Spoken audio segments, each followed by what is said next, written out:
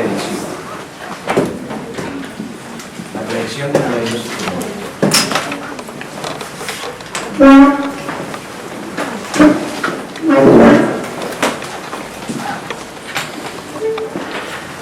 Es importante aclarar que esta fase de los procesos econométricos aplica cuando estamos trabajando con series históricas, las denominadas series de tiempo.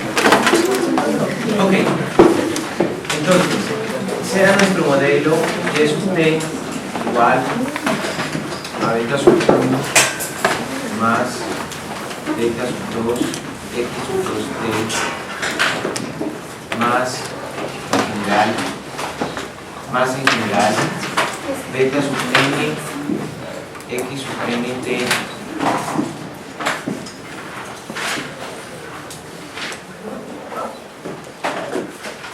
más el término de perturbación mu sub t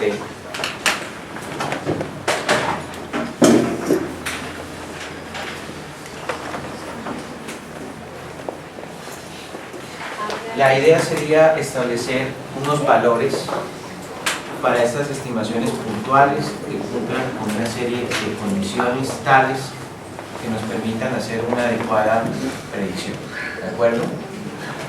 La idea es que nosotros tengamos unos valores estimados de beta sub 1, de beta sub 2, de beta sub n, tales que cumplan con una serie de características. Por ejemplo, que sean estimaciones insesgadas.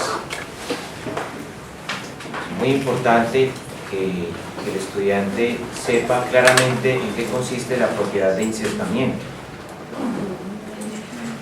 Por ejemplo, esos parámetros deben seguir condiciones como que deben tener mínima varianza. ¿Qué consiste la mínima varianza? ¿Cuál es la importancia de que un estimador tenga mínima varianza? Por ejemplo, esos parámetros deben ser parámetros consistentes. ¿En qué consiste precisamente la consistencia del estimador? ¿Qué diferencia hay, por ejemplo, de una estimación consistente con una estimación eficiente? ¿Qué es una estimación eficiente? Esos estimadores en el modelo que se trabaja con mínimos cuadrados ordinarios se supone que deben ser lineales, ¿de acuerdo? Es decir, que no deben estar afectados por ningún tipo de exponente que sea diferente a la primera potencia.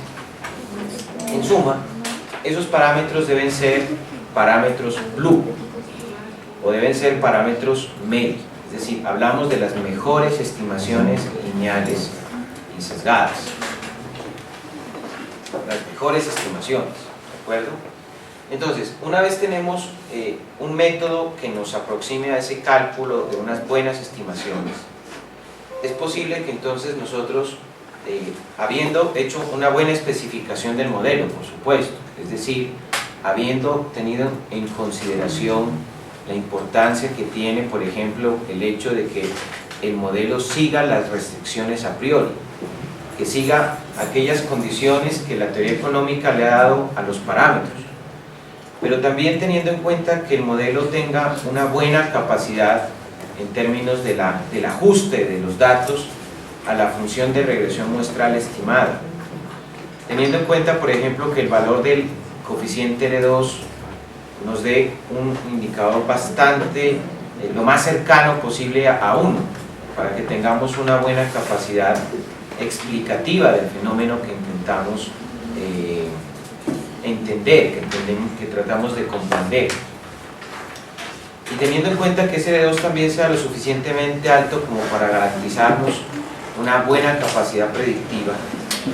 Entonces, retomando, estábamos diciendo que cuando el modelo econométrico cumpla con un buen coeficiente R2, pero además de eso, que el modelo cumpla con las denominadas pruebas de hipótesis, en este caso la prueba de hipótesis F, que garantiza que las variables exógenas vistas en su conjunto son relevantes en la explicación del fenómeno, pero también que se tenga una alta confianza sobre las pruebas hechas a partir del análisis de medias independientes, es decir, de la prueba T-Student. Cuando estemos seguros de que el modelo cumple con los requisitos generales, entonces es posible que nosotros podamos utilizar el modelo para hacer una evaluación de su capacidad predictiva, ¿de acuerdo? Solamente entonces estamos en la capacidad de hacer predicciones, ¿de acuerdo? Entonces, ¿de qué se trata la predicción? Se trata de que nosotros, a partir de un análisis de la política, tratemos de suponer unos valores ideales, unos valores alcanzables para las variables exógenas, por ejemplo, para x2, para x3, en general, para xn. Variables que nosotros podemos de alguna manera direccionar en materia de política económica. Pues aquí aplica, por ejemplo, una política que puede ser una política fiscal, por ejemplo, o puede utilizarse una política financiera, o puede utilizarse una política de tipo una política monetaria, por ejemplo, o una política comercial. Desde el punto de vista macroeconómico, desde el punto de vista microeconómico, por ejemplo, se puede aplicar una política sobre aquellas variables internas de la empresa, aquellas variables que sean controlables, como por ejemplo una política sobre los costos de producción, una política sobre, por ejemplo, el manejo de la nómina. En general, políticas que nos permitan, de alguna manera, alcanzando unos objetivos en términos de nuestras variables X, suponer un objetivo en términos de la variable Y, en términos de nuestra variable endógena.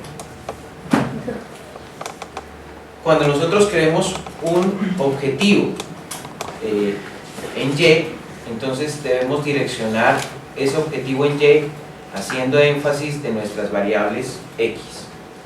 Entonces, en nuestra clase del día de hoy nos vamos a concentrar en determinar cómo se hace el análisis de la predicción, cómo se hace el análisis de la capacidad predictiva de un modelo, pero al mismo tiempo cómo se utiliza el modelo después de hacerle un análisis de la capacidad predictiva en términos de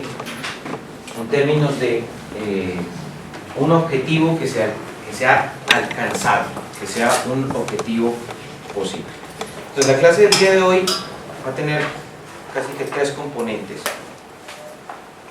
Un primer componente será un componente teórico, donde yo explicaré, con base en el modelo que hemos venido trabajando, cómo se puede hacer uso del modelo econométrico con fines de la predicción. La segunda parte del curso tendrá que ver con el manejo de programas estadísticos. Vamos a revisar los diferentes programas estadísticos que existen y los vamos a manejar, una clase relevante.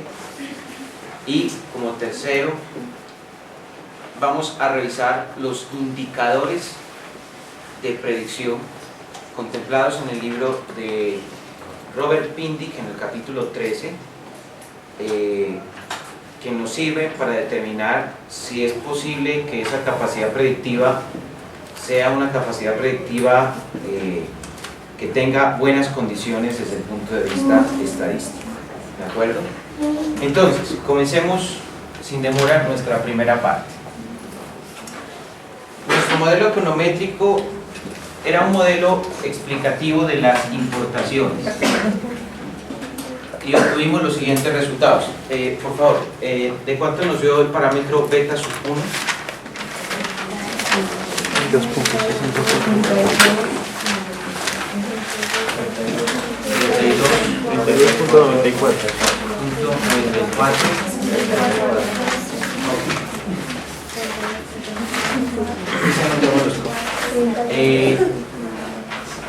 64, 14, 64, 14, 54,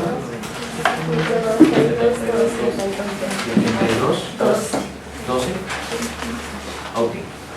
Ese es el parámetro autónomo, ¿cierto? Okay. Menos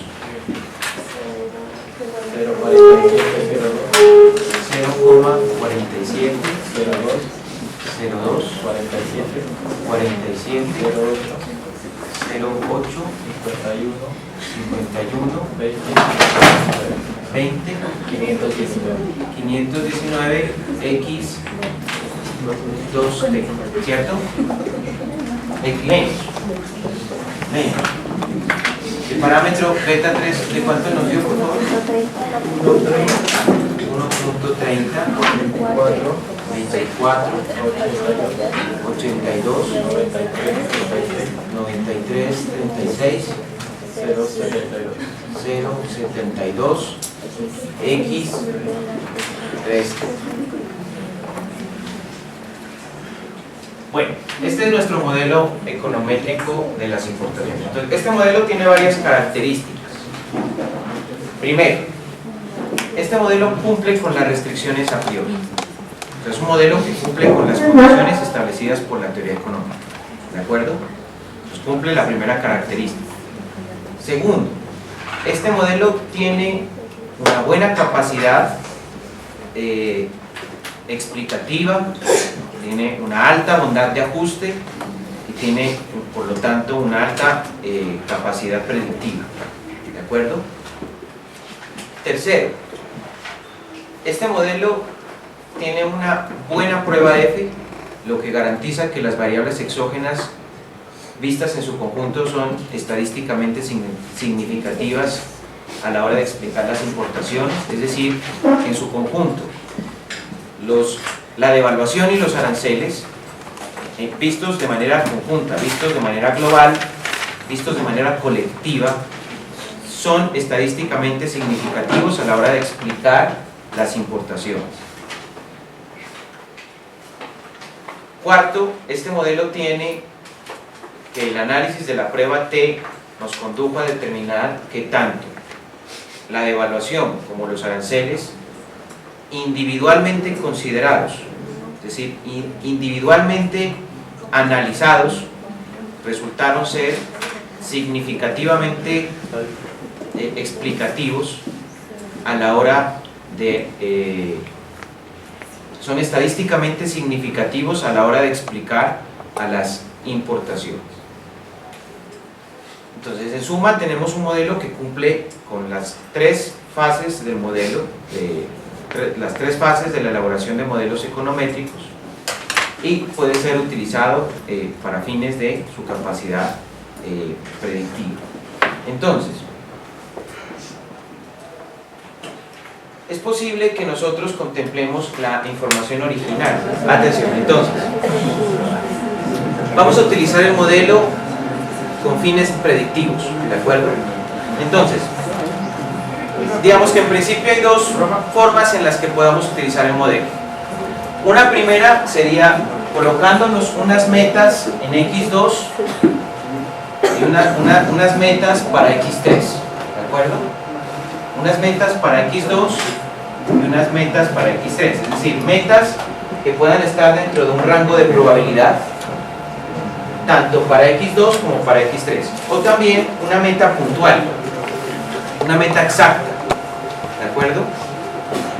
Esto nos permite construir escenarios. Si nos colocamos intervalos para X2 y X3, eso nos permite asimismo tener un intervalo para Y sub T, ¿de acuerdo? Entonces, por ejemplo, suponiendo que el valor de X2 es de 10, suponiendo que la meta es de 10, y suponiendo que para X3 la meta es de 4, allí tenemos un escenario ya, ¿de acuerdo? Allí tenemos un escenario. Entonces, para utilizar el modelo con fines predictivos, simplemente colocamos, aplicamos la fórmula, ¿cierto? Entonces decimos, igual, aplicamos la fórmula. Entonces el primer parámetro es 32.9464, 14, 54, 72, 52.12. Es decir, estoy utilizando el parámetro autónomo. Menos, ¿cierto? Menos 0.47 02 47 08 51 20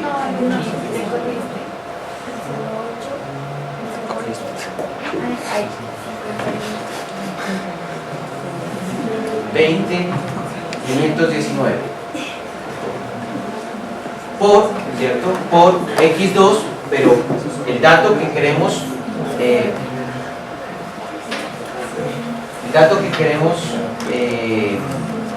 como una meta para la devaluación, ¿de acuerdo? El dato que queremos como una meta para la devaluación. Entonces, en este caso que corresponde a la celda C9 y que habíamos dicho que era de 10, ¿de acuerdo? De 10 menos, ¿cierto? Menos 1.30 24 82 93 36 072.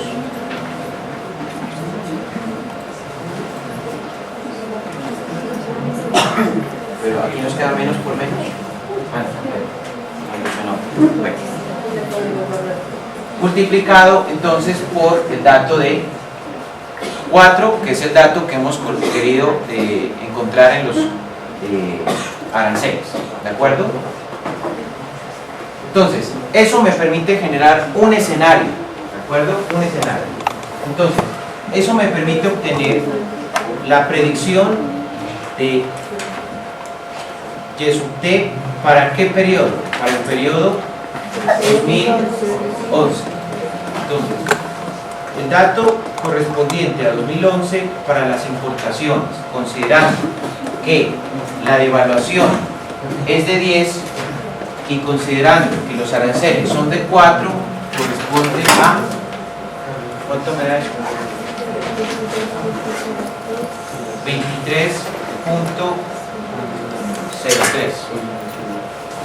Estos son dólares, ¿cierto? Entonces, considerando que la devaluación se coloca en 10 pesos por dólar y considerando que los aranceles son de 4 dólares, ¿cierto? Tan importante eso de las unidades.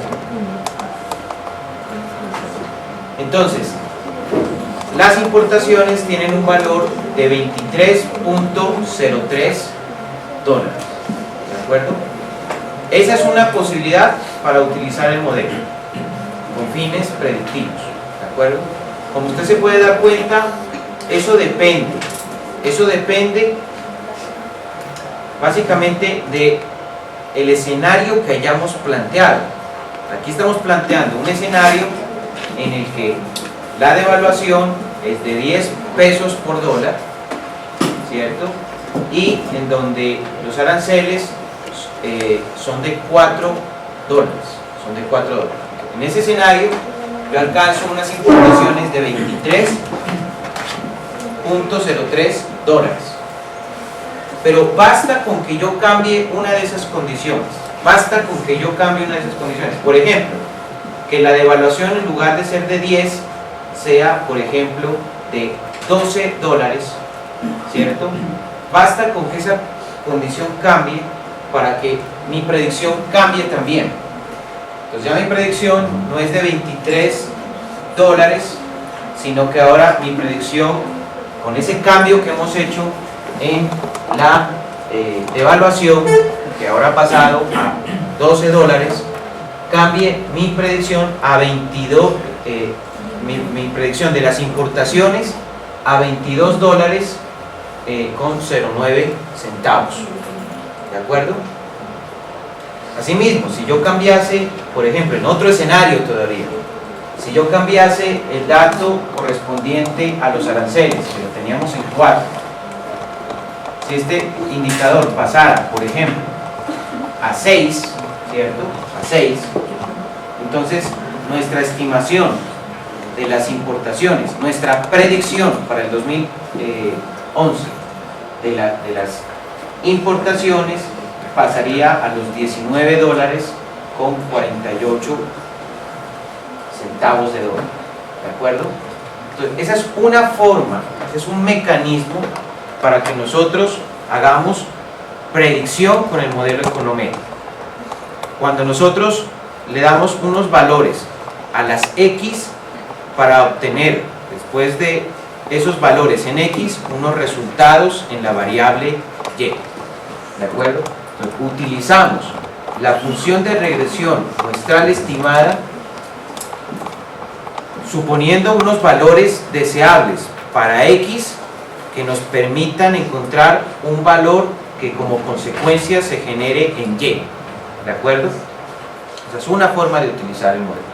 Pero la otra forma de utilizar el modelo es cuando, en términos de política económica,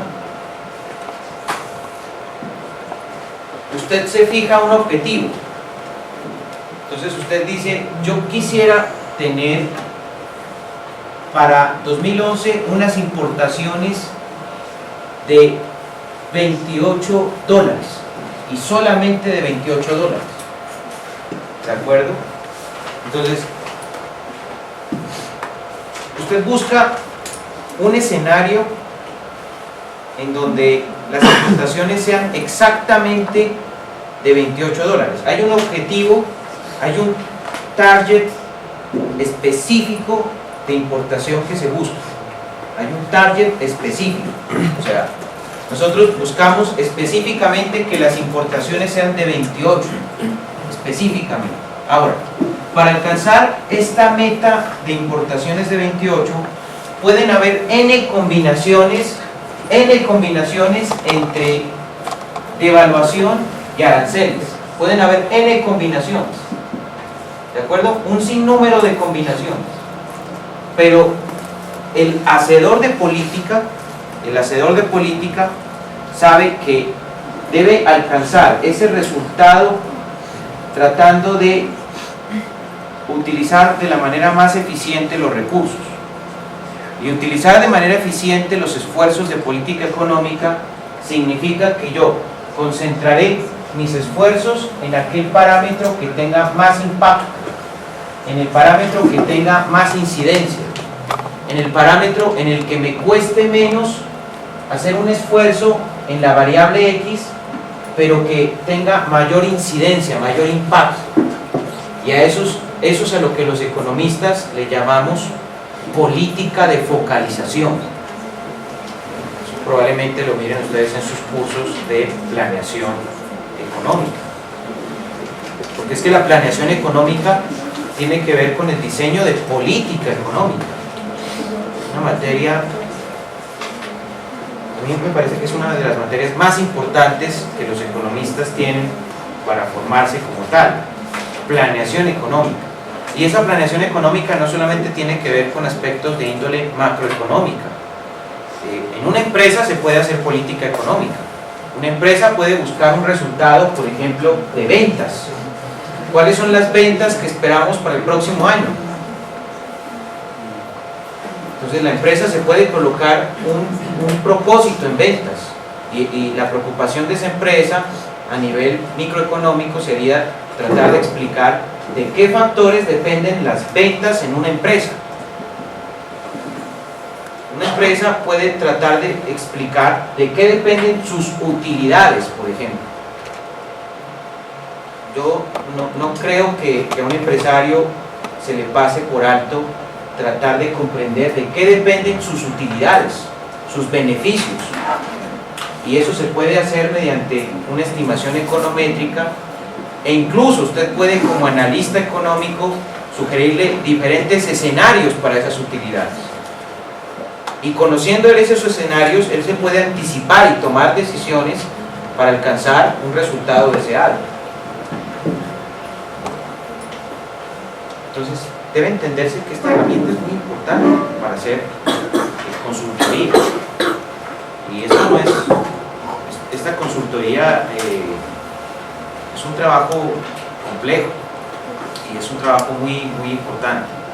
Bueno, entonces, existen múltiples escenarios que nos permitirían llegar a ese objetivo de 28. Pero, como decía hace un momento, nos interesa que podamos aplicar una política en donde, sacrificando la menor cantidad de recursos, la menor cantidad de esfuerzos, alcancemos el mejor resultado posible. Entonces, mientras yo digo todo esto, los estudiantes ya hicieron los cálculos. Ah, profe, aquí ya tengo un escenario. Profe, aquí me da 28 con este escenario. Dice otro estudiante, profe, a mí también me da 28, pero con este otro escenario. O sea, quiero que cada uno me dé una combinación de X2 y de X3, pero ojo, en donde se pueda ver que efectivamente está considerando el efecto de los parámetros. No me vaya a hacer un mayor esfuerzo, no tiene, a ver, un momentico acá por favor, no tiene sentido que me haga un gran esfuerzo en X2 considerando que tiene un menor impacto. El mayor impacto lo tiene la variable X3, es decir, los aranceles. Aquí es donde debe estar enfocada la política, ¿de acuerdo? Es decir, claro, tiene que haber alguna política acá, pero el mayor esfuerzo de política debe concentrarse, ¿cierto?, aquí, teniendo en cuenta que los aranceles tienen un mayor impacto. Ese es el centro de nuestro análisis, la política arancelaria. Bueno, entonces, algunos datos, por favor, para generar un primer escenario.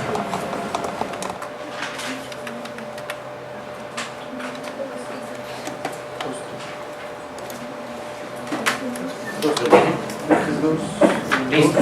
Entonces, me dice que es posible alcanzar ese 28 cuando X2 es igual a 2, X2 es igual a 2 y X3 es igual a 3. Otro escenario. Este es un escenario, ¿listo? Entonces aquí tengo un escenario, coloquémosle a este primer escenario. Voy a hacer un segundo escenario, voy a hacer 3 escenarios, ¿de acuerdo? 3 escenarios. Entonces, ya estimado para 2011 igual a 28 con Eduardo, X2 es igual a ¿cuánto? 10,5187. 10,5187 5642. 5642. Ese es un escenario, ¿de acuerdo? Y X3 es igual a 0. Ok. O sea, no hay política arancelaria. Todo depende de la política de tasa de cambio. Es una política cambiaria la que tenemos aquí. ¿De acuerdo? Listo. Tercer escenario.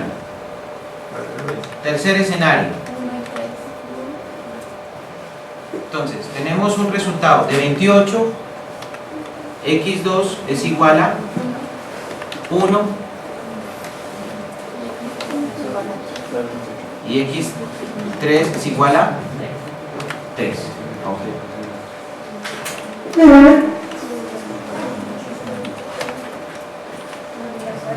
X2 es igual a 2 y X3 es igual a 3, es lo mismo que X2 es igual a 1. Los cambios son de... O sea, con X2 igual a 1 da 28.56 y en el mío da 28.09. O sea, exactitos. Son decimales los que... O sea, no tengo exactamente 28 acá, sino 28 punto y algo. La idea es que tenga 28 exacto.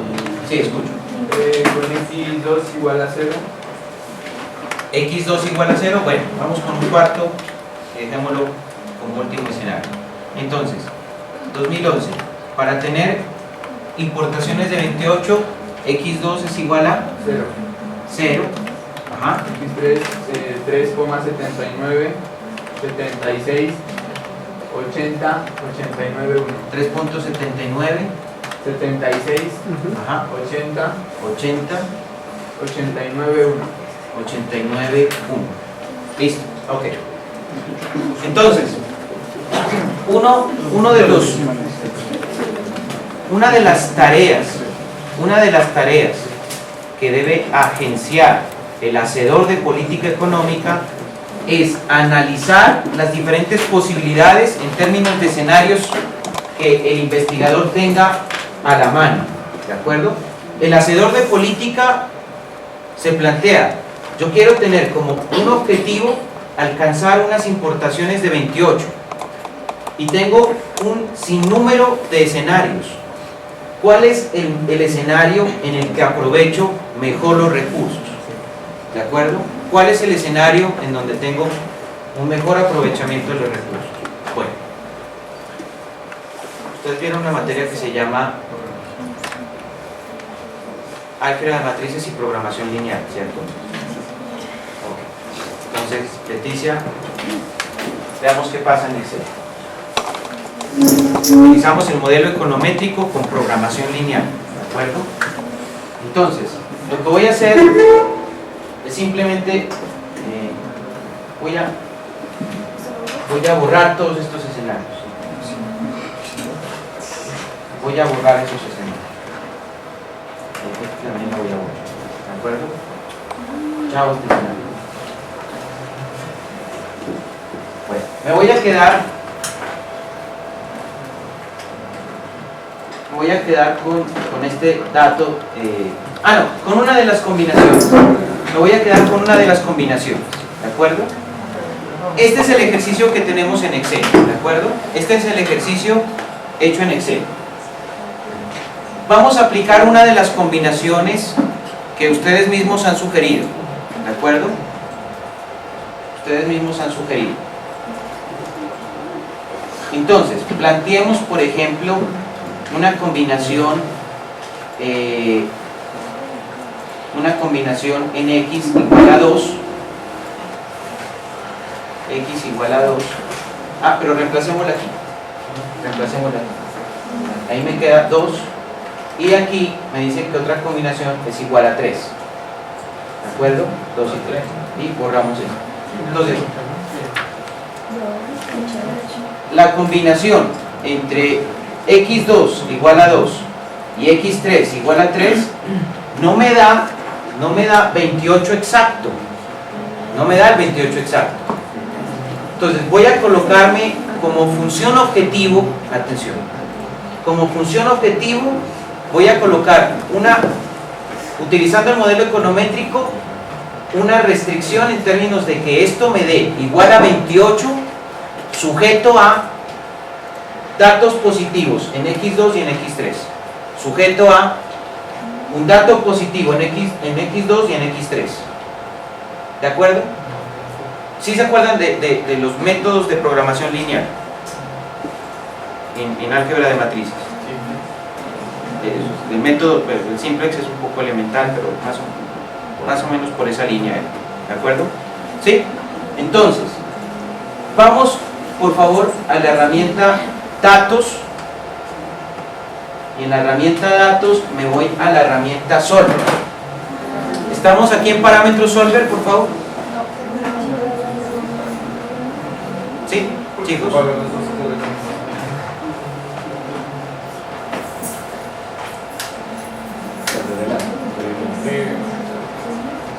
Por favor, ¿estamos en parámetros de solver?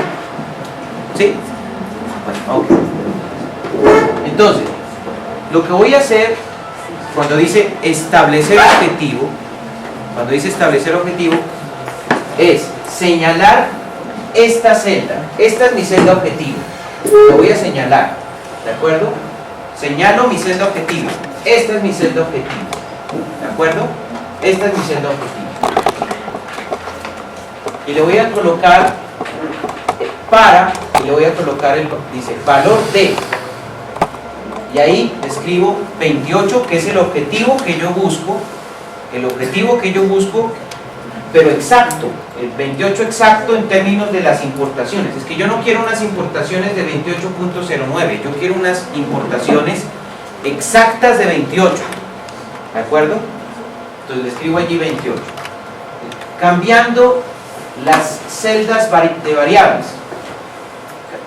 No puede ser más didáctico esto. Cambiando las celdas de variables, entonces uno se pone a ver, bueno, x2 y x3 son variables, sí son variables, entonces señala esas dos celdas, la celda correspondiente a x2 y a x3, con la que está programada la ecuación, ¿no? Porque la ecuación tiene que estar programada, si no, no va a servir. ¿De acuerdo? Sujeto a las restricciones. Sujeto a las restricciones, ¿cierto? Sujeto a las restricciones, ¿sí? Entonces le damos a agregar. Y por ejemplo, le voy a colocar una restricción. Le voy a decir algo que es lógico, ¿no? Algo que es bastante lógico. ¿En dónde tengo que hacer más esfuerzo? Tengo que hacerlo en x3. ¿Por qué?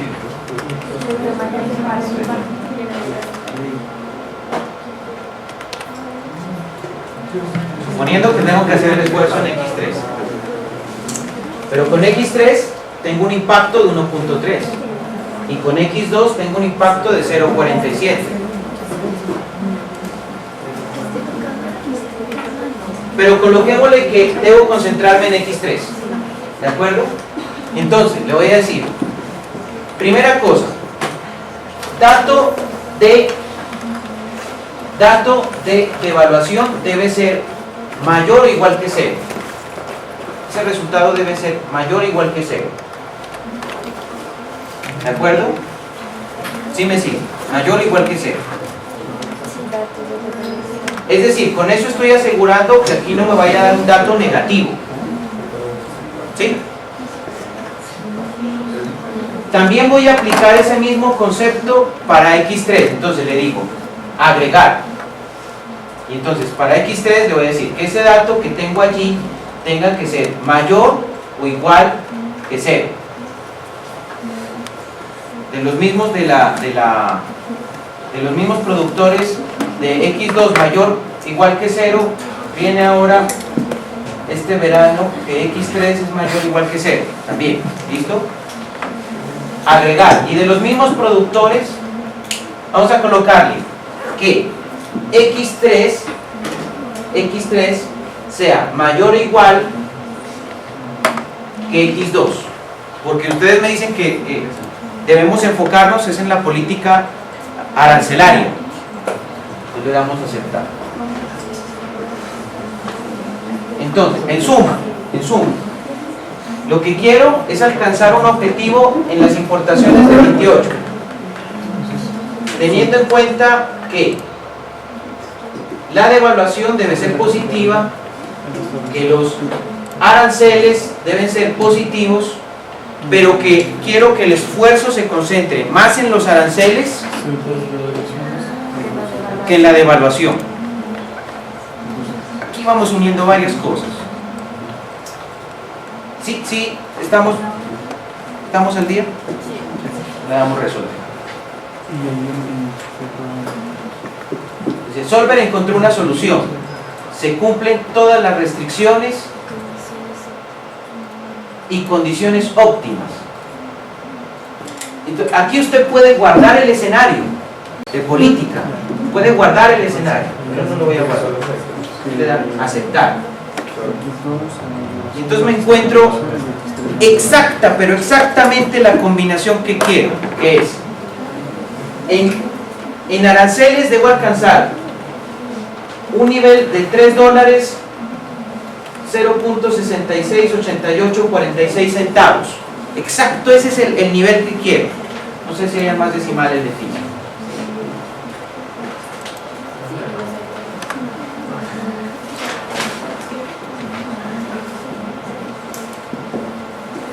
Para los...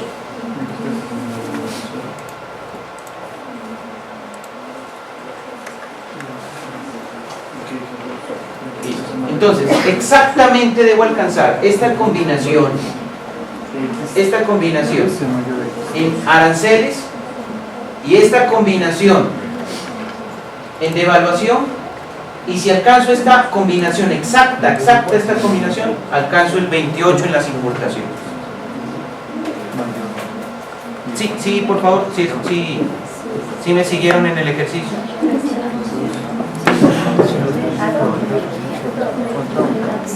Bueno, x3 mayor a 0, mayor o igual a 0, y x2 mayor o igual a 0.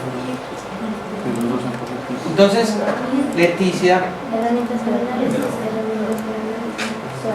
cámbiame el dato de X2, coloquemos otro escenario, sí, coloquemos otro, coloquemos otro escenario, ahí, coloquemos. Resulta, vamos acá.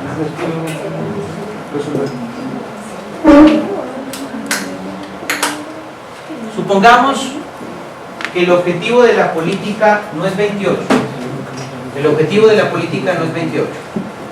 El objetivo de la política es 30. ¿De acuerdo? El objetivo de la política es 30. Se va todo esto. Chao.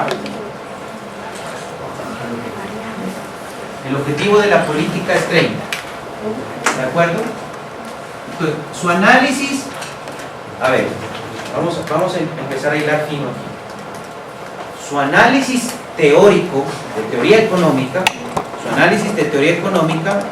debe llevarlo a interpretar adecuadamente este modelo. Usted dice, ¿en dónde tengo que hacer mayor esfuerzo? ¿En X2 o en X3? Dice el estudiante, tengo que hacer mayor esfuerzo en X3. ¿De acuerdo? La política se enfoca hacia X3, pero tengo que hacer también, obviamente, un apoyo en X2. ¿Sí? Y mi objetivo es alcanzar unas importaciones de 30. Ese es mi objetivo. Vuelve el análisis de programación. Marcamos nuevamente esta celda. Marcamos nuevamente la celda 28. Pero ya el objetivo cambió. El objetivo no es 28, sino que el objetivo es 30. Entonces, vamos nuevamente a Solver. Datos, Solver, ¿cierto? Y establecer objetivo. Bueno, una cosa, podemos, aquí dice restablecer todo. ¿Será que en restablecer todo? Listo. Entonces, establecer objetivos. ¿Cuál es la celda que nos interesa? La celda que nos interesa será la de importaciones, ¿cierto? Pues la marcamos. Colocamos valor de, y ahí colocamos ahora 30, ¿cierto? Valor de 30. Cambiando las celdas de variables. Es que esto es demasiado didáctico. ¿Cómo así que cambiando las celdas? Pues las únicas variables que tenemos son estas. Marcamos estas dos. ¿De acuerdo? Estas dos. Marcamos esas dos celdas. ¿Sí? Marcamos esas dos celdas. ¿Sí? Bueno. Entonces, sujeto a las restricciones. Entonces le damos aquí agregar. Primera restricción. El dato de la devaluación debe ser positivo. Debe ser positivo. Aquí no estoy incorporando ninguna restricción a priori o teórica, no. Sentido común. La devaluación tiene que ser un número positivo. ¿De acuerdo? Entonces lo marcamos. Esa celda tiene que ser mayor o igual que 0. Vamos a agregar. Lo mismo con los aranceles. Marcamos los aranceles. Los aranceles tienen que ser mayor o igual que 0. ¿Cierto? Mayor o igual que 0. Y finalmente le damos la última restricción, que sería que X3 debe ser mayor que X2. Pero Leticia me hizo dar cuenta de una cosa. Uno podría colocarle que X2 sea menor que X3 también, ¿cierto? Entonces le vamos a hacer esa variante. X2 tiene que ser menor que X3. Es lo mismo que decir que X3 sea mayor que X2. Aquí no va a haber ningún cambio. Yo la puedo plantear como que X3 debe ser mayor que X2 o que X2 sea menor que X3 y tiene que dar exactamente lo mismo. Entonces le damos a aceptar.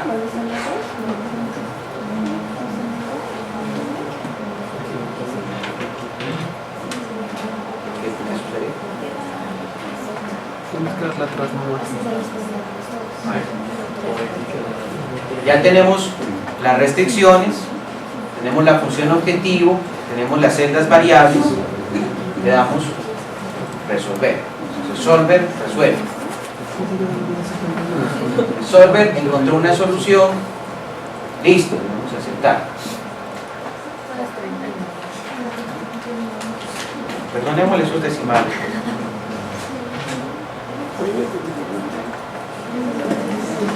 ¿Listo?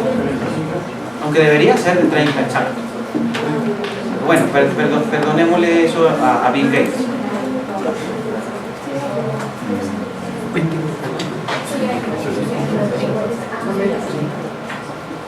Ah, 1.66, 1.66. De las 218 y los 96. En las dos. Hasta los 6, 12, ¿Listos? Ok, entonces terminamos esta primera parte de la predicción. Ahora sí, vamos al manejo de software. Segunda parte, vamos al manejo de software. ¿De acuerdo? Manejo de software. Entonces, comencemos con Gred. ¿De acuerdo? Creo que está instalado en estos computadores. Sí. Sí. Está instalado en estos computadores, ¿cierto? Bueno, entonces comencemos con Gred. Dejemos abierta esta porque voy a necesitar los datos. ¿Listo? Vamos a empezar desde la introducción de datos. Entonces, vamos con el programa Gred. Vamos con el programa Gred. Vamos a ir a la opción Archivo. ¿De acuerdo? Ah, este programa está en español, ¿cierto? Sí, tan bueno. Entonces nos vamos a la opción Archivo y nos vamos a Nuevo conjunto de datos. Pero antes de que Leticia le dé clic, usted puede acceder fácilmente dándole Control N. Aquí está la instrucción. Entonces, para que sea más ágil, usted abre el programa, Control N y ya, entra a la opción que quiere. Control N, ¿de acuerdo? Control N. O si no, pues se va por Archivo, camino largo, y se va a Nuevo conjunto de datos. Archivo, Nuevo conjunto de datos. Le damos clic aquí y me aparece número de observaciones. En el modelo de importaciones teníamos 7 observaciones. Entonces escribimos ahí el número 7. Perfecto. Entonces queda número de observaciones 7. Así me sigue. Entonces le damos a aceptar. Entonces, ahora me pregunta el software, me dice organizador de estructura de datos. Me dice, sus datos son de sección cruzada o son de serie temporal. En nuestro caso, son de serie temporal. Entonces le damos serie temporal, le decimos adelante. Entonces, ahora me pregunta el software, me dice, ¿cuál es la frecuencia de las series temporales? Entonces, pueden ser datos anuales, trimestrales, mensuales, semanales. Estos diarios se utilizan para modelación bursátil, ¿de acuerdo? Incluso hay datos que pueden generarse con alta frecuencia, pueden generarse por horario, ¿de acuerdo? Hay datos que se generan a través de microsegundos, ¿de acuerdo? Una información fuerte. Bueno, y existe otra posibilidad también de datos. Entonces, en nuestro caso son datos anuales. Entonces le damos anual y adelante. Entonces me dice, ¿cuál es la observación inicial? ¿Cuál era nuestro primer año? 2004. Entonces le escribimos ahí 2004. Y le decimos adelante. Entonces me dice, confirmar la estructura del conjunto de datos. Entonces dice, anual 2004 a 2010, entonces usted revisa sus apuntes, anual, sí, es anual. 2004, sí, es 2004 a 2010, sí. Entonces, le da flechita en donde dice empezar a introducir los valores de los datos. ¿Sí? ¿Sí? Le da aplicar. Entonces, aquí dice introduzca el nombre de la primera variable. Entonces, por simplicidad, por agilidad, le vamos a dar Y, ¿de acuerdo? Le vamos a escribir Y y le damos a aceptar. Entonces ahí copiamos nuestros datos. Entonces el primer dato era de 20, ¿cierto? Entonces los copiamos. Dice, los digitamos más bien. Como es it's my first experience, so entonces yo voy a digitar cada uno de los datos, ¿de acuerdo? Entonces ahí donde dice 2004 le escribimos 20 20, 15, no sé. Pues 15, pues 12, pues 18, pues 16, pues 20, 25, ya. ¿Sí? ¿Estamos? ¿Sí? ¿Me siguen? No va a decir que no me siguen. Está fácil, ¿cierto? Entonces, atención, voy a incorporar la segunda variable que sería x2. Estas son las importaciones, ¿de acuerdo? Ahora vamos por la devaluación. Entonces, ahí hay un más, ¿cierto? De color azul. A ese más de color azul le damos clic y le colocamos ahí añadir variable, ¿cierto? Añadir variable. Entonces le colocamos x2 y le damos aceptar. Entonces, otra vez viene lo mismo, rellenamos los datos. 8, 11, 15, 11, 18, 12, 9. Tenemos los datos de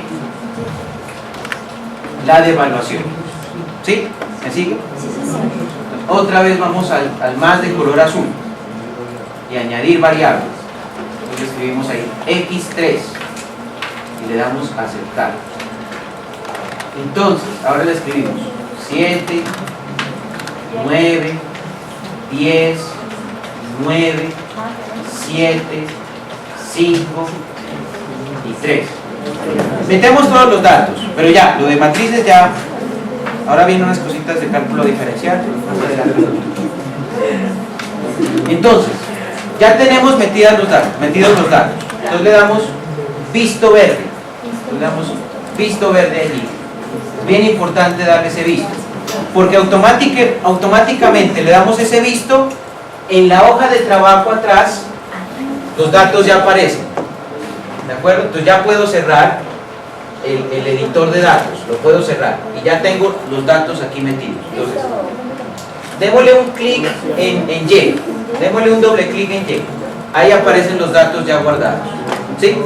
Y ahí hay una grafiquita roja que si usted le da clic allí en la grafiquita, ya le grafica el comportamiento de las importaciones, la grafica, ¿de acuerdo? Démosle X. Una cosa más asombrosa todavía, X.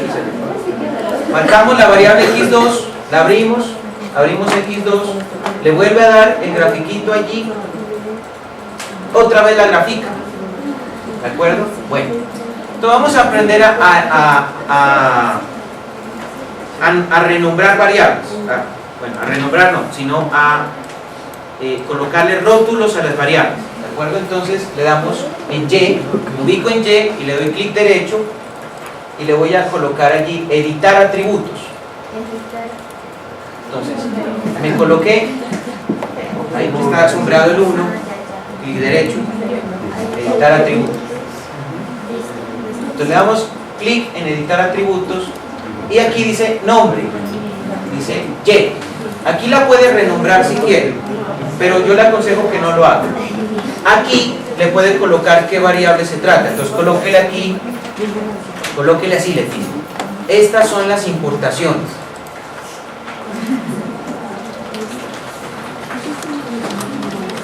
Y le damos aceptar.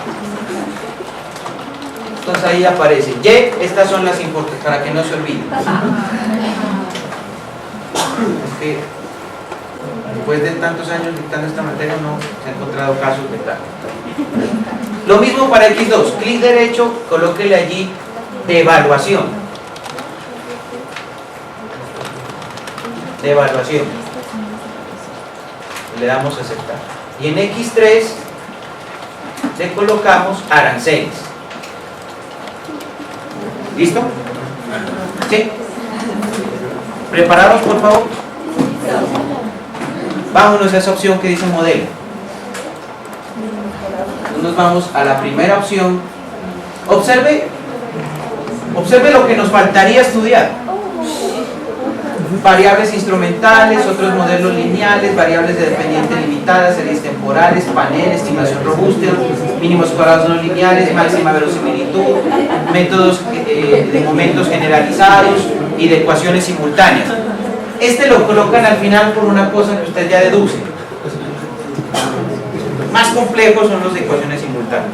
Bueno, al final de este curso vamos a ver ecuaciones simultáneas. Entonces nos vamos a, dice el profesor, dice en ese video el profesor, dice, el método más básico, el más elemental, el más sencillo, el más didáctico, es el mínimo de los mínimos cuadrados. Aquí lo puede comprobar porque aparece como primero. Entonces le damos clic allí y entonces marca usted la variable y y le da flechita azul. Marcamos una vez x2 y x3 de una vez. Marcamos x2 y x3 de una vez y flechita verde. ¿Listo? Entonces, variable dependiente y, variables independientes, o también se conocen con el nombre de regresoras, variables regresoras. Esto se llama variables independientes, variables causa, variables regresoras, variables exógenas. Bueno, tiene un mundo de nombres. Entonces, y observe que aquí aparece la constante por defecto. Aparece la constante, que sería la variable x1, que multiplica el parámetro beta sub 1. ¿De acuerdo? Y le damos a aceptar.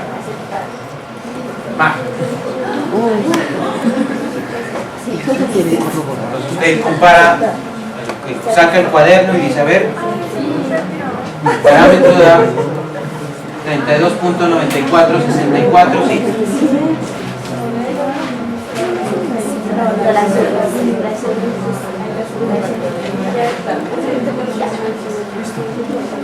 Entonces dice la información, dice modelo 1, mínimos cuadrados ordinarios, usando las observaciones de 2004 a 2010 con una muestra total de 7 datos. Aparece el dato del beta 1, 32.94 está allá, 32.94, menos 0.47 está allá, menos 0.47, y menos 1.3, menos 1.3, ¿de acuerdo? Estos son, por favor, estos son las desviaciones estándar de los betas. Estos son los errores típicos. ¿Se acuerda de la matriz de varianzas covarianzas? ¿Se acuerda de la diagonal? Aquí ya están sacadas las raíces. Aquí ya están sacadas las raíces. Entonces, si yo divido este dato entre este dato, obtengo el t calculado, que es esto que tengo acá. Estos son los t calculados. ¿Sí? T calculado. ¿Qué aparecen unos valores de probabilidad? Que eso todavía no lo he explicado. Me queda por explicar esto y las 3 estrellitas, las 2 estrellitas, bueno, las estrellitas también hay que explicar. Media de la variable dependiente. Este es el promedio de la variable y, que si usted miró los cálculos le daba 18. La sumatoria de los errores residuales al cuadrado, 6.72, también la calculamos. El R cuadrado, 0.9365, también lo calculamos. F con grados de libertad, incluso con grados de libertad, 29.51, calculado. El logaritmo de máxima verosimilitud, también ya lo calculamos. Sobre este no estoy muy seguro que Grell me arroje el mismo dato. ¿Sí nos dio el mismo? Menos 9.0. Ojo con los criterios. Ojo con los criterios, porque aquí creo que con Leticia tuvimos una discrepancia. Criterio Schwartz. ¿Cuánto nos dio el criterio Schwartz? Calculado con la fórmula de 363, 20. ¿No era de 3 ya?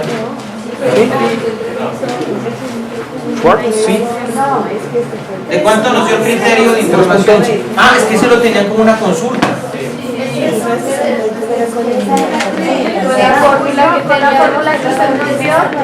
Con la fórmula que yo les di, ¿cuánto les daba?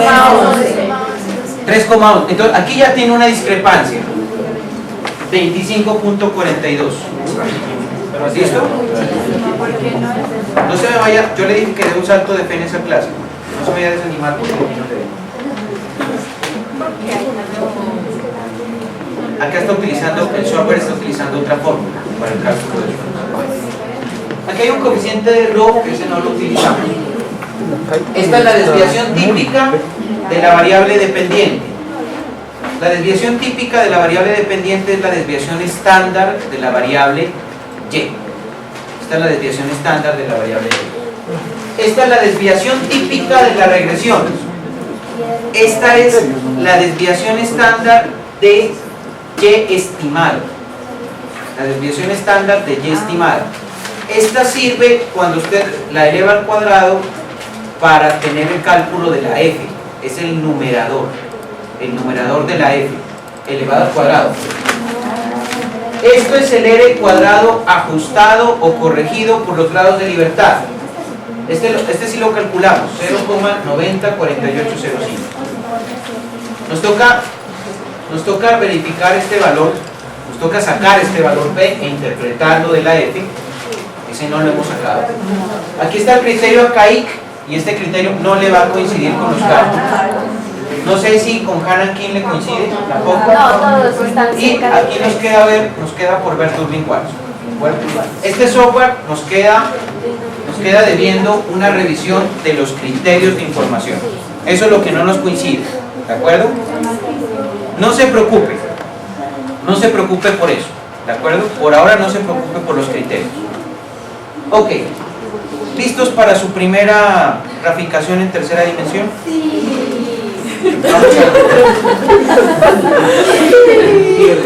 Vamos a ver el modelo econométrico en tercera dimensión, pero con una superficie totalmente plana. Las superficies pueden sufrir concavidades, pero eso ya es para un curso de econometría 2. Entonces, gráficos. Vamos a la opción gráfico. Entonces vamos al gráfico de variable estimada y observada y vamos contra x2 y x3. Quédese ahí un momentico, Leticia. Contra x2 y x3. ¿Listo? Entonces vamos a graficar el modelo econométrico. Damos, ¿ya estamos ahí? Damos clic.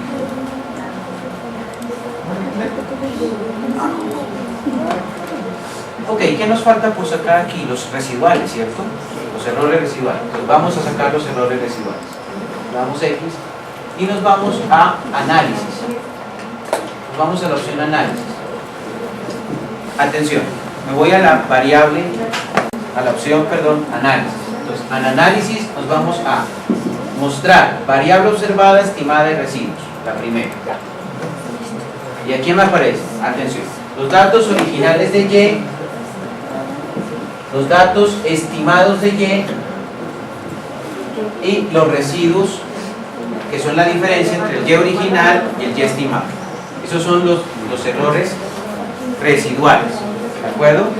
Esos son los errores residuales. ¿Listo? Bueno. Con Leticia tenemos pendiente, yo no creo que en esta clase alcancemos, pero para la próxima tenemos que explicar los estadísticos de evaluación de la predicción. ¿De acuerdo? Resulta que la predicción también tiene unas estadísticas para su evaluación. ¿De acuerdo? Ok. Veamos, Leticia, una predicción. Vamos a hacer una predicción por ahora dentro de la muestra. Si el modelo predice bien el pasado, entonces podríamos utilizarlo para predecir el futuro. Vamos a ver. La primera forma de darnos cuenta si el modelo es bueno para predecir es viendo si puede predecir bien la historia. ¿De acuerdo? Entonces, démosle X ahí, nos vamos nuevamente a la opción análisis. En la opción análisis nos vamos a predicciones. Entonces le damos ahí predicciones y nos aparece un mensaje que dice: no hay observaciones disponibles para hacer predicciones fuera de la muestra. Claro, tendríamos que darlas. Son los datos de X2 y de X3 que explicamos en la primera parte de la clase. Si lo desea, puede añadir observaciones. O sea, yo lo puedo hacer y ahí me dice, tendría que irse a menú de datos, editar valores, o puede acortar el rango muestral sobre el cual se estima el modelo. Menú muestra. Bueno, eso lo vamos a hacer más adelante. Le damos cerrar. Y dentro de la muestra nosotros tenemos que nuestros datos comienzan en el año 2004 y terminaban en el 2010.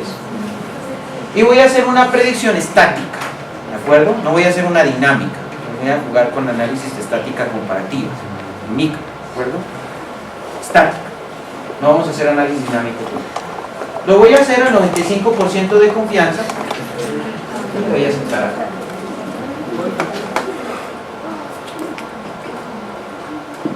Veamos primero el gráfico que es más didáctico.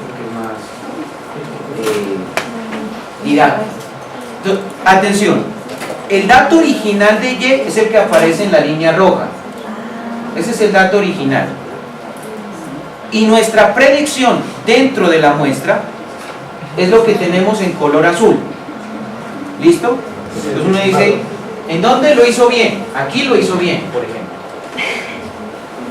Aquí también lo está haciendo bien. Acá también coincide. Y acá casi al final también coincide. ¿De acuerdo? Bueno. Y aquí en estos rangos que nos coloca en verde, tenemos el mínimo dato, es decir, esto se puede, la predicción se puede ir hasta acá, así, y el máximo, o sea, la predicción pudo haber sido hacia acá. ¿Sí? A ver, sí. Es decir, lo que me está diciendo ese dato es que el dato máximo puede haber tomado ese valor, o sea, la gráfica azul pudo haber tenido ese comportamiento en un escenario y en otro escenario. Este es un escenario optimista, digamos, optimista en términos de que hay más comercio exterior, más importaciones, más exportaciones. Ese es un escenario. Y este sería un escenario pesimista. Y aquí se generan múltiples escenarios. Y este es el más probable. Ese es el más probable. ¿De acuerdo? Entonces, ustedes han visto las presentaciones del Banco de la República. Monetario, el profesor, no sé si les haya hablado de las estimaciones fan chart, que son unas gráficas de ventilador para determinar la inflación. En los informes, José Andrés Uribe Escobar dice, esta es la estimación fan chart para la inflación y este es el dato más probable. Gráficas de ventilador se les da. Esto no es la gráfica de ventilador, pero lo más elemental para llegar a entenderlas posteriormente. Entonces, análisis fan chart, ¿de acuerdo? Listo, ok. Entonces, tema de la predicción dentro de la muestra. Fuera de la muestra todavía no lo vamos a ver, lo vamos a ver para las próximas. Primer software. Segundo software, Ibius. Vamos con Ibius. Guardamos, pues yo, si fuera estudiante, yo sí guardaría, no soy estudiante. Entonces, vámonos con el software Ibius. ¿De acuerdo? Vámonos con Ibius. ¿Sí? Por favor, ¿estamos? Entonces, démosle una. Aquí donde dice X, le damos X. Chao. Entonces nos vamos a la opción File. El cambio es que este no está en español. Nos vamos a la opción File. Nos vamos a la opción New. Nos vamos a la opción New. A la opción New. New significa nuevo. Y nos vamos a la opción WordFile. WordFile. Ok, entonces se nos abre un recuadro que se llama WordFile Create, ¿cierto? Eso es creando hoja de trabajo. ¿De acuerdo?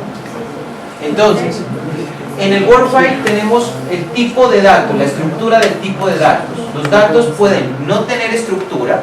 Si son datos sin estructura, suponemos que son corte transversales. Corte transversal. Si los datos tienen una frecuencia, entonces son datos con frecuencia regular. ¿De acuerdo? Y también puede haber una combinación de las dos anteriores que se llaman datos de panel. Eso lastimosamente no los vamos a trabajar en este curso. ¿De acuerdo? Entonces nos vamos con Date Regular Frequency. ¿De acuerdo? Y aquí tenemos la frecuencia. Las frecuencias pueden ser multiaños, anuales, semianuales, semestrales, mensuales, bimensuales, bueno, etc. También hay de alta frecuencia, ¿no? Para datos que contemplan semanas y en las semanas, los 5 días de la semana, 7 días de la semana y algunos que pueden estar casi que diseñados exclusivamente para semanas especiales, digamos. También existen datos intradía, utilizados ampliamente en el mercado bursátil, ¿de acuerdo? Mercado bursátil. Y datos integrados. Tiene más opciones que Greg, ¿de acuerdo? Tiene más opciones, es más poderoso. Este software es más poderoso que el anterior, ¿de acuerdo? Bueno, nos quedamos con anual, ¿cierto?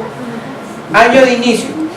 El año de inicio era el año 2004, entonces escribimos ahí 2004 y en donde dice end date escribimos el año final, que sería 2010. Y aquí en WordFile Names le vamos a escribir un nombre al WordFile que se llame importaciones, ¿de acuerdo? Le damos OK. No, el page no es necesario. OK. Entonces, nuestro WordFile se llama importaciones y nos aparecen dos objetos. Un objeto que está creado para los betas y otro objeto que está creado para los residuales. Por ahora no tiene nada porque no hemos metido datos, ¿de acuerdo? Almacenamiento de datos. Nos vamos a la opción Quick. Quick traduce algo así como rápido, como ágil. Lo que tenía uno que ser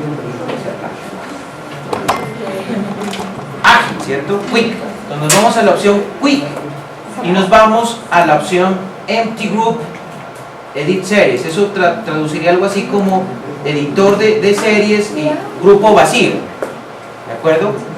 Grupo vacío, traducción del propio Julio, que es un poco más tosca. Damos clic allí. Atención, antes de hacer cualquier cosa, atención, porque aquí hay que tomar una precaución. Obsérvese la barra que tenemos,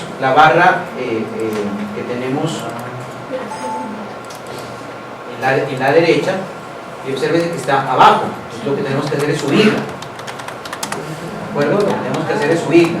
Eso nos permite ver que aquí se escondía aquí una celda. Si la omitimos, ya empezamos mal, ¿de acuerdo? Entonces, por favor, nos colocamos exactamente en esta celda y aquí le escribimos Y, ¿de acuerdo? Aquí le escribimos Y y le damos Enter. Entonces, ahí me aparece lo siguiente, me dice Series Create, o sea, estoy creando una serie. Entonces me dice, usted puede crear tres tipos de series o grupos. Puede ser una serie numérica, una serie numérica que contenga fechas, o puede ser unas denominadas series alfa. Un poco vamos a ver las series alfa. Bueno, entonces, series numéricas y le damos OK. Y llenamos los datos, por favor. Entonces, los datos de las importaciones. OK. Lo mismo hacemos, lo mismo que habíamos hecho en Greg. X2 y X3. X2 y X3.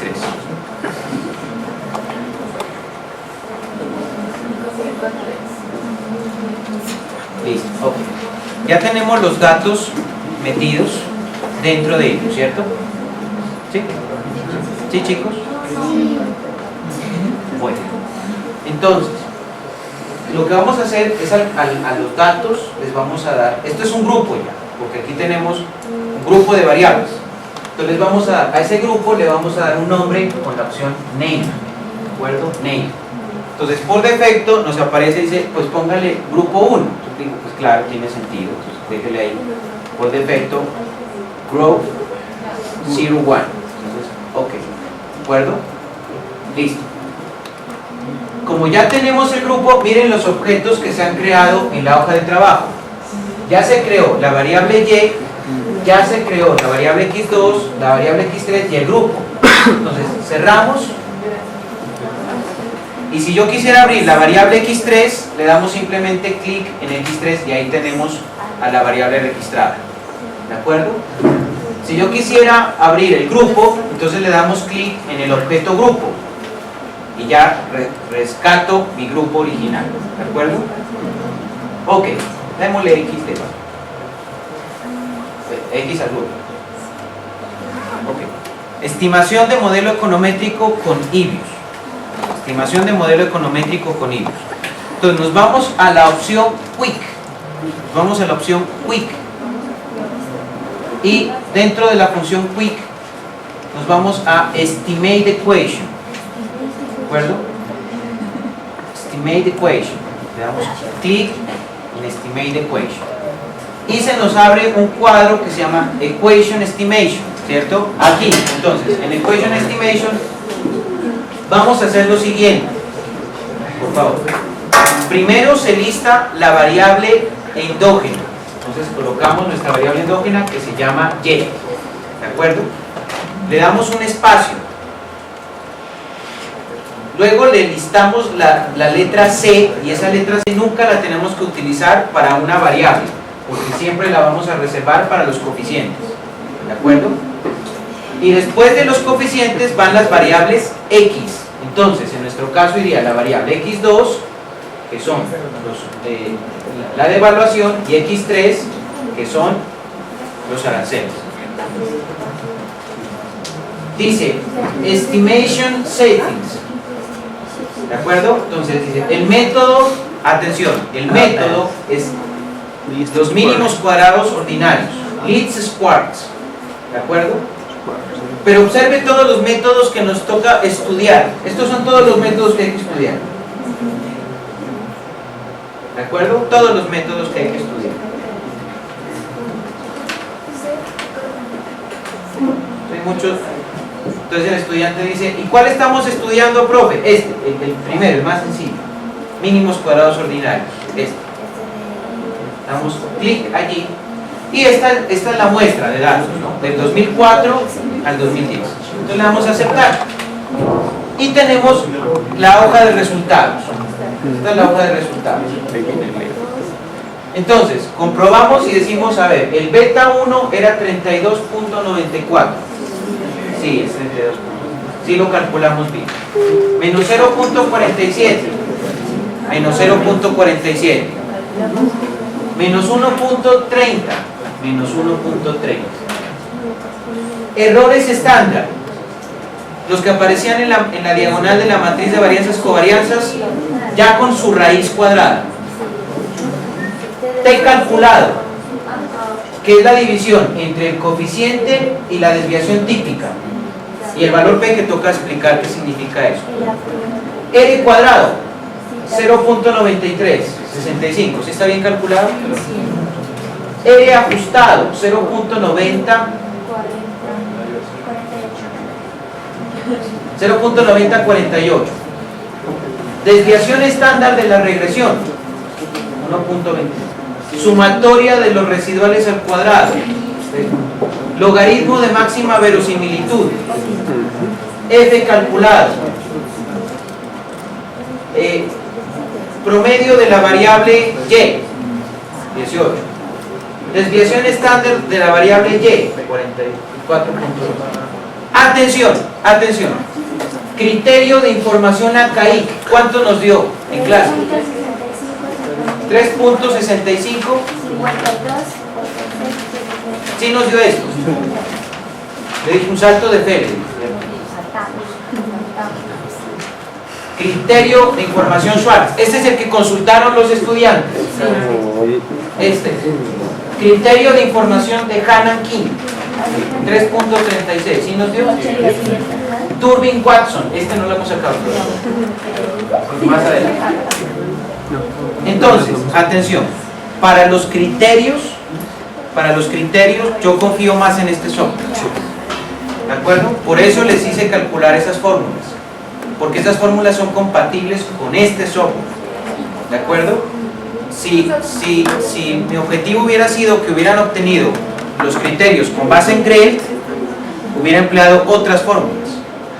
Luego aquí hay una diferencia en los resultados en términos del software. Hay unos resultados que ofrece IBIUS y hay otros resultados que ofrece GREL, pero solamente en términos de los criterios. Predicción en IBIUS. Entonces, la predicción en IBIUS se hace mediante la herramienta del forecast.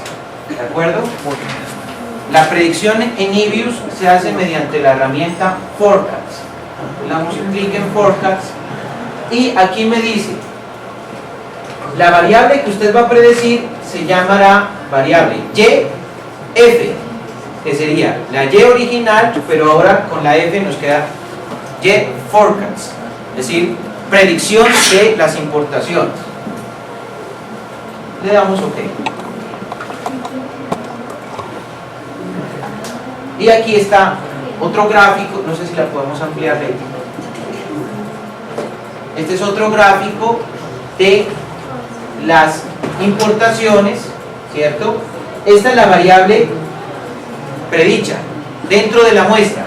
Esta es la que tenemos predicha, ¿de acuerdo?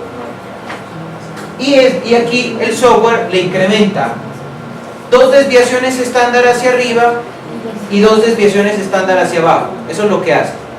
Diferencias con GREL. En GREL, la ventaja que tiene el graficador de GREL es que le coloca también la variable original y le permite hacer la comparación. Aquí no se la coloca, ¿de acuerdo? Entonces ya el software aquí ya, todos los software tienen sus ventajas, pero también tienen sus desventajas. Entonces GREL tiene una muy buena opción de predicción porque le muestra la predicción y el dato original para que compare. Aquí este programa, que es muy bueno para los criterios de información, falla en el graficador. Aquí, si uno pudiera participar, cuando estos tipos están diseñando estos software, metamos la variable original para que el analista pueda comparar la original con la predicción, ¿de acuerdo? Eso le falta a este software. Y aquí, ojo, los criterios, hay que ir estudiando esto en el libro de Pindic, capítulo 13, los criterios para la evaluación de la capacidad predictiva. Eso es lo que hay que ir estudiando, ¿de acuerdo? Ok, ¿preguntas sobre esta clase? ¿No hay preguntas sobre esta clase? Nos vemos la próxima semana. Muchas gracias.